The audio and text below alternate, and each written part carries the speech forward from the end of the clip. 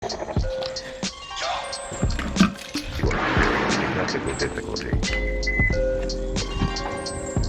Yep, it's finally here. What's up guys, Human Car Jack here, and today is the day, that's right, today's the day that we bring the car over to Prime Motoring in New Jersey and get it all assembled. So quick backstory, if you guys don't know, my motor didn't quite blow up, but there is low compression in one of the cylinders, so that calls for a replacement short block. So we have the new short block here. It's an IAG Stage 2, along with some other parts we're going to go over right now. So as for the bigger upgrades that are going into the car, we have the IAG Stage 2 block right over here.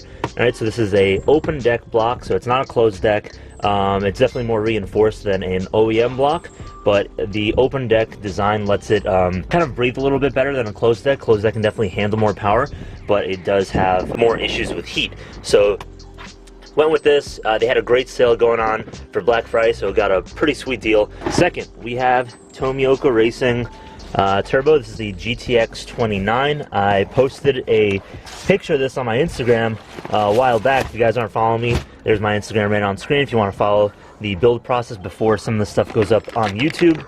But yeah, this is it right over here. This is the GTX 29. I don't have all the details or millimeter size off the top of my head, so I'll post it on screen right now. But yeah, I've heard pretty good things about this turbo. The other option was the Steam Speed one. I haven't heard too many good things about it. Not to bash Steam Speed, I don't really know too much about it, but based on some of the few reviews that I've read, the reliability is not the best, so Tomioka Racing seemed to be the next best option, and I've heard pretty good things. Alright, so those are the bigger things. I'm just going to put this back in here. So we have some more smaller miscellaneous parts. Like here, for example, we have the Perrin hybrid bypass valve, kind of like the TurboXS one that we currently have on the car. So it has a whole recirculating and atmospheric setup over here. The differences between this one and the TurboXS is that you can just turn it by hand. So I could turn this whenever I want to without having to disassemble it like TurboXS. TurboXS, you have to actually take it apart, take the washers out. This one has a built-in knob here and like a spring, and you just turn it and you know, you get to go on the fly. Other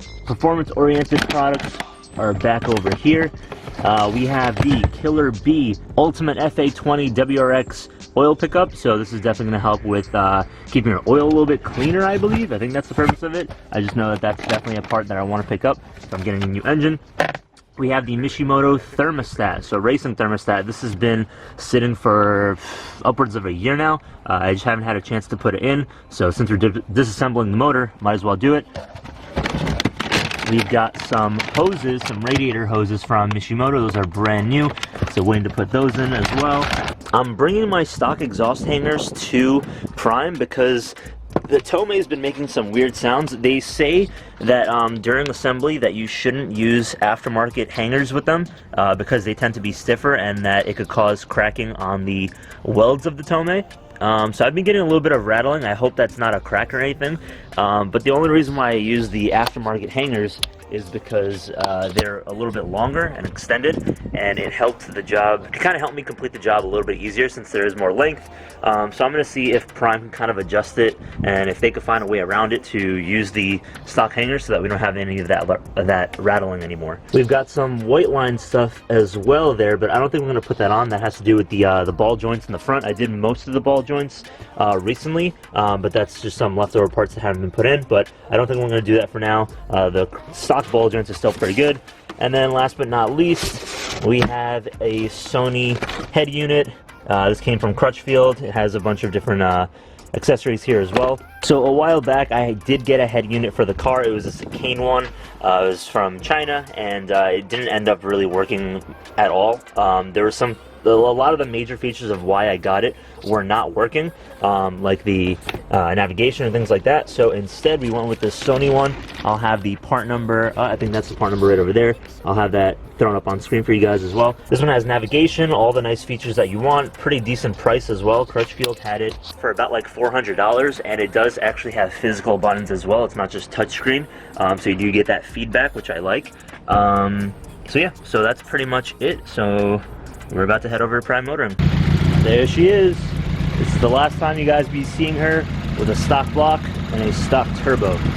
So get a good gander at her.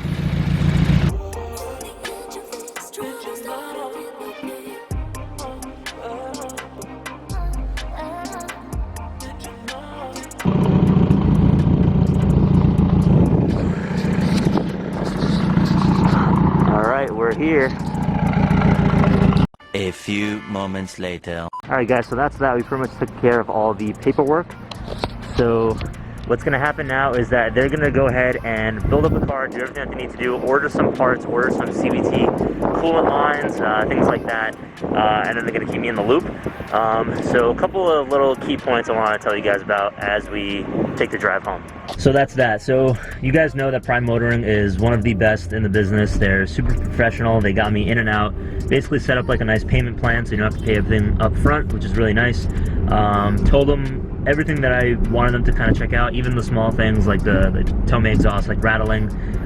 So they're definitely going to check out everything.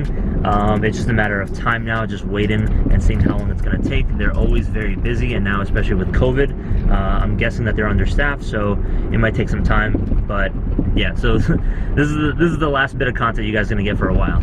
Another update on the manual transmission swap. So last time I was here, when I did the carbon cleaning about like a year ago, I told you guys that Prime gave me a quote of around $30,000 to do the entire swap, and that was because they called for a donor car. So I did some more research, I talked to some other people, and they said that like if you just gather, you know, the parts, it's not as bad. But it's not just the transmission parts. So the actual transmission assembly and the pedals and the gauge cluster and all that isn't that bad, but it's all the little details that are a real pain in the butt, like the wire harness. You actually have to get new key fobs because your car is going to be basically set up as a WRX now. Because it's also set up as a WRX, when you go for an inspection, you might run into issues because your car will come up as a WRX even though it's a Forester, so some places may not pass you. And if you decide to sell the car as well, which you probably won't, but if you do have to sell the car, you know, those people are going to run into issues with inspections as well. So it's just a really big headache, and it's a lot more than I thought. So that's why they basically told me that it would be best if you get a donor car, because then you can have everything that you possibly need and you won't overlook anything. And then I guess you could probably sell the rest of the car back and make some of your money back.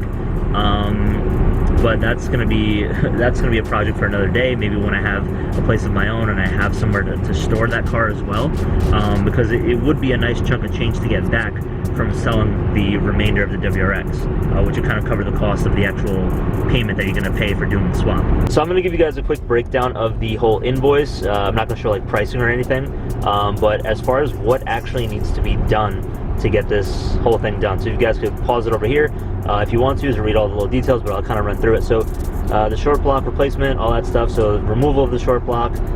This is all the machine shop stuff, so they have to like resurface everything and polish it and whatever. So basically clean everything up so that the new block has a nice, pretty clean housing to sit into. All this other stuff like gasket kits, things like that. I'm not sure what this is all about, the timing chain, but I don't know if you have to get a new timing chain or just refresh the current one. Something with the water pump assembly. We have the intake manifold gaskets, new Motul engine oil, so like the break-in oil, and we're also going to be replacing our CVT coolant lines with some braided lines, because the stock ones that came from Mishimoto, the rubber ones are beginning to crack, so definitely be nice to get some new ones that'll last me a little bit longer. So going forward, what's going to happen after the car is built? Well, it's going to stay there for a couple months. After it's built, they're going to throw on a break-in tune, so JR is going to be throwing on a break-in tune, which is great. I'm pretty excited about that, to just be able to say that I got my car partially tuned by him. So break-in tune, it's going to take about 1,000 miles for the motor to be properly broken in. There's multiple oil change intervals that have to come during that 1,000 miles. IAG has like a specific schedule with that. I think it's like, I don't know, 4 or 5 different oil changes at like, you know, 50 miles, then 100 miles, then 200. It's basically like every like 100 miles or something like that. So that has to be carefully taken care of. After the 1,000 miles, we can go ahead and finally bring the car to Mike Body. You guys know Mike Body. He's the FA20 DIT or FA20 tuning god, him and Ron Watson. So he's going to be meeting us over at a shop closer to me in Long Island, and he's going to take care of it, and that'll be that. The car will be good to go. Yeah, and after that, it's just going to be a matter of seeing how long the CVT is going to last, and yeah, not blowing anything up, just really babying the car, kind of like how I was. I mean, sort of. I mean, anytime I would get on it, I would really ease into it. I would never floor it or, you know, launch my car or anything like that. So none of that nonsense to really keep the thing healthy. So that's gonna wrap it up for this video, guys. I hope you enjoyed this. Hopefully I'll see you guys soon for, you know, the next video. It might be some time before that, but in the meantime, go ahead and follow my Instagram, see any pictures that I'm posting, any like sort of progress updates, and yeah, that's about it for now. So I'll see you guys then. Take care now. Peace.